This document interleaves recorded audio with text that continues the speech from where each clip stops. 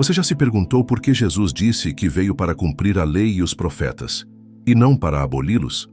Essa frase, muitas vezes repetida, tem sido interpretada de formas tão diferentes que chega a confundir até os mais estudiosos da fé. Alguns dizem que ele veio encerrar o Antigo Testamento, outros afirmam que veio iniciar algo totalmente novo. Mas, e se o verdadeiro sentido dessa declaração fosse muito mais profundo do que imaginamos? E se ao entender essas palavras, a sua fé se tornasse ainda mais viva e o seu relacionamento com Deus alcançasse outro nível? Quantas vezes você já ouviu alguém dizer que a lei ficou no passado ou que a graça anulou tudo? Mas, e se Jesus nunca teve a intenção de apagar o que veio antes, e sim de dar-lhe o verdadeiro significado? E se o cumprimento da lei é, na verdade, o cumprimento do propósito divino desde o início dos tempos? Essa revelação muda tudo. Muda a forma como você lê a Bíblia, como enxerga a obediência e até como entende o papel do escolhido em sua própria vida.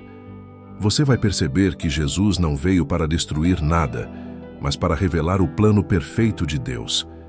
Vai descobrir que a Torá e os profetas não são livros antigos esquecidos, mas o próprio coração do Criador pulsando em cada palavra. E mais ainda, vai entender como essa verdade pode transformar sua jornada espiritual, fortalecendo sua fé e dando propósito à sua caminhada. Porque quando se entende o que Jesus quis dizer com cumprir, tudo o que parecia confuso se torna claro, e o caminho para uma vida plena diante de Deus se revela com poder e graça.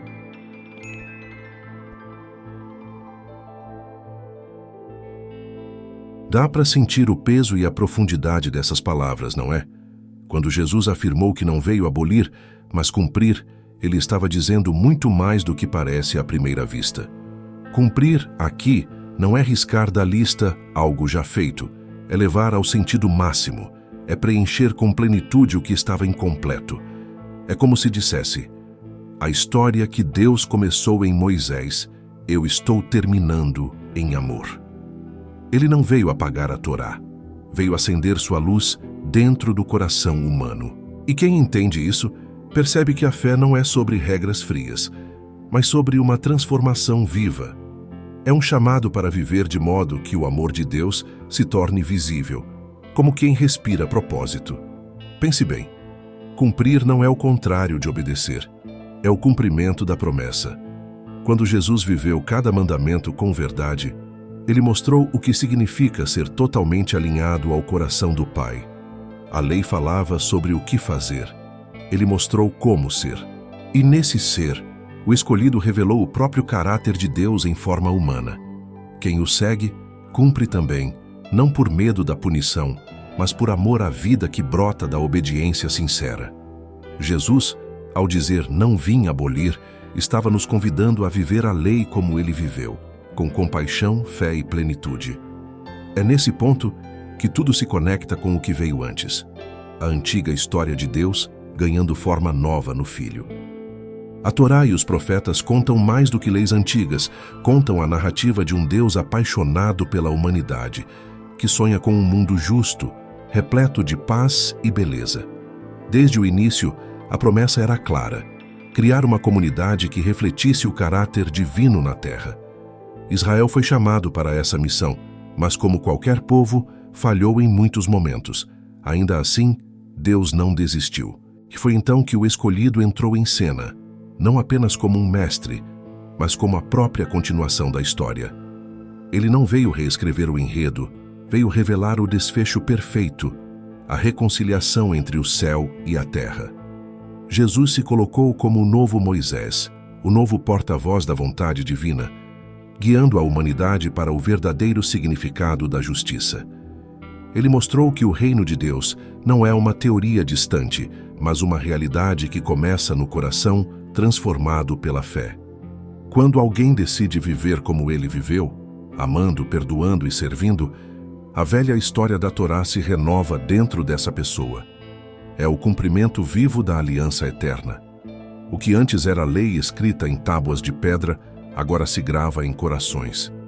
E é aí que tudo começa a mudar, Porque quando o homem se deixa guiar por Deus, a história continua, mas com um novo final, o da redenção. É curioso como a verdade incomoda quem vive de aparências. Os escribas e fariseus olhavam para Jesus e viam ameaça, não revelação. Acusavam-no de quebrar a lei, de desafiar tradições antigas, de tocar em quem não devia e curar quando não podia. Mas o que eles não compreendiam é que ele não estava destruindo nada, estava restaurando tudo. Jesus via o coração por trás da regra, não apenas o gesto exterior. E isso os desconcertava, porque enquanto eles defendiam uma fé feita de rituais, ele vivia uma fé feita de amor. O escolhido estava ali mostrando que a Torá nunca foi sobre aparência, e sim sobre relacionamento com Deus. Quando Jesus afirmou que nenhum traço da lei passará até que tudo se cumpra, ele estava respondendo a essas críticas com firmeza divina. Ele não negou a autoridade da Torá, ele a elevou. O que estava em jogo não era a letra da lei, mas o espírito dela, o propósito eterno do Pai. Jesus mostrou que o cumprimento da palavra não está em saber citá-la, mas em encarná-la. É como a diferença entre decorar um poema e sentir cada verso. O primeiro se exibe, o segundo transforma. Assim, o mestre expôs o vazio da religiosidade sem amor e acendeu a chama da fé verdadeira, que arde no interior e ilumina o mundo ao redor. Imagine Jesus, olhando para o céu e depois para o chão, dizendo: enquanto existirem céus e terra, nada da lei passará. Ele estava nos lembrando de que a criação e a palavra de Deus caminham juntas, sustentadas pela mesma voz que disse: haja luz. A Torá, portanto, não é um conjunto de regras passageiras, é a expressão da ordem divina que molda o universo. Assim como o sol não deixa de nascer, a sabedoria de Deus não se apaga. O escolhido estava revelando que a verdade divina é mais firme que o próprio chão que pisamos. Mesmo quando o mundo muda, quando valores se distorcem e o amor parece esfriar, a palavra de Deus permanece. Ela não é uma lembrança antiga, mas uma âncora eterna. Jesus mostra que quem se apoia nessa verdade encontra estabilidade em meio ao caos, fé em meio à dúvida e direção em meio à confusão.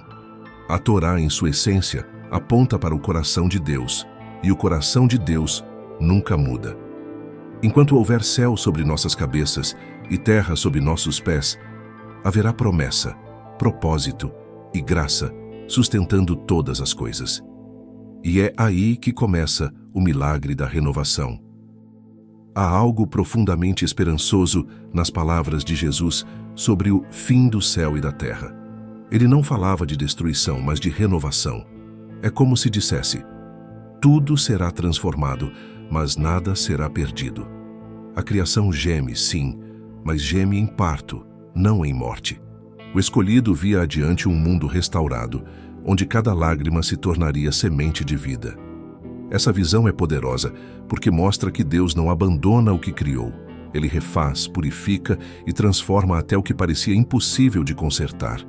Quando ele fala de nova criação, fala também de um novo coração.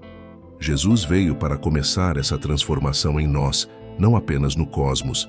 Cada vez que alguém perdoa, ama ou escolhe a fé em meio à dor, um pedaço do velho mundo dá lugar ao novo. É como ver o nascer do sol depois de uma longa noite. A Torá permanece viva até que tudo se cumpra, até que o amor se torne a lei suprema de todas as coisas. E é nesse ponto que o reino de Deus deixa de ser promessa distante e começa a se tornar realidade visível, aqui e agora. Nada escapa ao olhar de Jesus, nem mesmo o menor traço da lei. Quando ele diz que nenhum ponto será removido antes que tudo se cumpra, está afirmando que cada palavra tem propósito.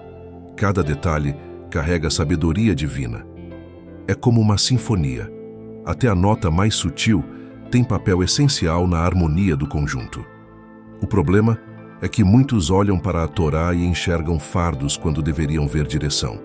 Jesus, o escolhido, mostrou que a grandeza de Deus também se revela nas pequenas coisas. E talvez seja justamente aí que muitos se perdem, no descuido com o simples. Obedecer aos princípios divinos não é sobre rigidez, é sobre reverência. Quem aprende a valorizar o detalhe, aprende a reconhecer o toque de Deus em tudo, no sorriso de um estranho, na paciência diante do caos, na escolha de agir com bondade quando seria mais fácil ignorar. Cada ponto da lei é uma semente de sabedoria plantada para florescer em atitudes diárias. E é desse cuidado com o essencial que nasce o verdadeiro entendimento da fé. O tipo de fé que transforma a alma e o mundo à sua volta. Não há nada mais poderoso do que viver o que se prega. Jesus deixou isso claro quando disse que aquele que pratica e ensina os mandamentos será considerado grande no reino dos céus. Ele não estava falando de status, mas de coerência. É fácil falar sobre fé, mas difícil é demonstrá-la nas pequenas escolhas diárias. O escolhido ensinava que o verdadeiro discípulo é aquele que transforma conhecimento em ação, palavra em atitude. É o tipo de pessoa que, mesmo em silêncio, prega o Evangelho com a própria vida. E quando ele alerta sobre desfazer um mandamento, fala de um coração que ignora o propósito de Deus por conveniência. A fé não se mede pelo quanto se sabe, mas pelo quanto se vive daquilo que se crê. Praticar os princípios divinos é como construir uma casa sobre a rocha, firme, estável, inabalável. E ensinar outros a fazer o mesmo é espalhar luz em um mundo escuro. É assim que a fé se multiplica, um gesto de obediência inspira outro, e o reino de Deus se expande através de vidas que refletem a sabedoria do Criador em tudo o que fazem. Jesus virou o mundo de cabeça para baixo, ou melhor dizendo, o colocou de volta na posição certa. Quando falou do reino dos céus, mostrou que ali os valores humanos são completamente invertidos. O menor se torna grande, o servo é exaltado e quem se humilha encontra favor diante de Deus. É uma lógica divina que desafia o orgulho e confunde os poderosos. O escolhido ensinava que grandeza não está em títulos, mas em serviço, não em reconhecimento, mas em fidelidade. E é nesse reino que o verdadeiro sentido da vida começa a fazer sentido. Enquanto os fariseus buscavam aplausos e visibilidade, Jesus mostrava que o coração puro é mais valioso que 1000 preces decoradas.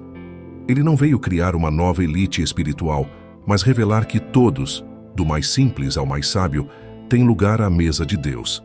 No reino, o que conta é a disposição de amar, perdoar e servir. É um reino que cresce em silêncio, mas transforma tudo o que toca. E é justamente desse contraste entre o que o mundo valoriza e o que o céu exalta que nasce a verdadeira justiça.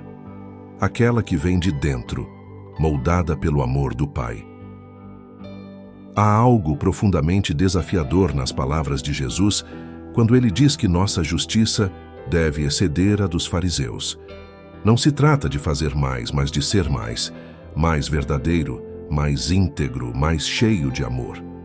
Os fariseus conheciam cada letra da lei, mas haviam perdido o espírito dela. Jesus, o escolhido, mostrou que a justiça que agrada a Deus não nasce da rigidez, mas da transformação interior. É a justiça que não busca aplauso, que não pesa recompensas, que age por compaixão e não por vaidade. É o tipo de justiça que reflete o próprio coração do Criador. Essa justiça superior é a que se vive quando a fé deixa de ser teoria e se torna prática, quando o perdão vence o orgulho, quando a generosidade supera o medo, quando a graça se torna o padrão. É a fé que constrói pontes em vez de muros, que enxerga o outro como imagem viva de Deus. Jesus não queria um povo que apenas seguisse mandamentos, mas que encarnasse o amor divino em cada gesto. E é nesse caminho de sinceridade e entrega que o reino do céu se revela, não como um lugar distante, mas como uma realidade que começa agora, dentro de quem crê, ama e vive com fé inabalável.